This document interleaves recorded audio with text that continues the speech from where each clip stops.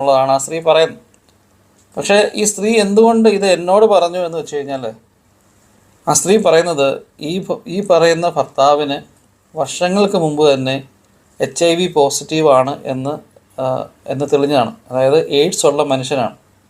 ഇയാളുടെ ഉദ്ദേശം ഈ ഒരു അസുഖം പല ആൾക്കാരിലേക്കും എത്തിക്കുക എന്നുള്ളൊരു ഉദ്ദേശമാണ്. അപ്പം ഇത് ഞാൻ വീഡിയോയിൽ കൂടി പറയണം. ഇനിയും ആൾക്കാർ പോയി ഇതുപോലത്തുള്ള ആൾക്കാരുടെ ട്രാപ്പിൽ പെടരുത് എന്നാണ് അവർ പറയുന്നത്.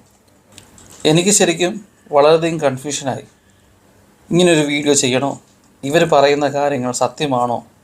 ഇന്നത്തെ കാലമാണ്. നമ്മളോട് ഒരാൾ തിരിച്ച് ചോദിച്ചു കഴിഞ്ഞാൽ നമുക്ക് പറയാൻ പറ്റത്തില്ല.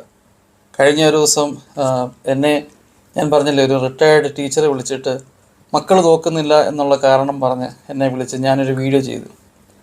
ആ വീഡിയോയ്ക്കായിട്ട് ഏതോ ഒരു വീട്ടിൽ, അത് ആ സ്ത്രീ പറഞ്ഞ സ്ഥലവും ഈ പറഞ്ഞ എന്നെ വിളിച്ച ആളും തമ്മിൽ യാതൊരുമായ ബന്ധവുമില്ല.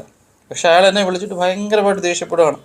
ഇത് അയാളുടെ കുടുംബജീവിതത്തെ പറ്റിയാണ് പറയുന്നതെന്നൊക്കെ പറഞ്ഞാണ്. ഞാൻ പറഞ്ഞു, ഞാൻ കുറേ കാര്യങ്ങൾ ചോദിച്ചു. അപ്പം ഈ വീഡിയോയുമായിട്ട് ബന്ധപ്പെട്ട അതായത് ആ വീഡിയോ ഞാൻ പറയുന്നുണ്ട്, ആ സ്ത്രീയുടെ ഭർത്താവിന് ബൈപ്പോളാർ ഡിസോർഡർ ഉള്ള വ്യക്തിയാണ്. ഞാൻ നിങ്ങളുടെ ആ വീട്ടിലെ ആൾക്ക് അസുഖമുണ്ടോ? ഇല്ല, എൻ്റെ ചേട്ടന് അങ്ങനെ പ്രശ്നങ്ങളൊന്നുമില്ല, അപ്പനും അമ്മയും നോക്കുന്ന മക്കളാണ്. ഞാൻ പിന്നെ നിങ്ങളിതിനെ വിളിച്ച്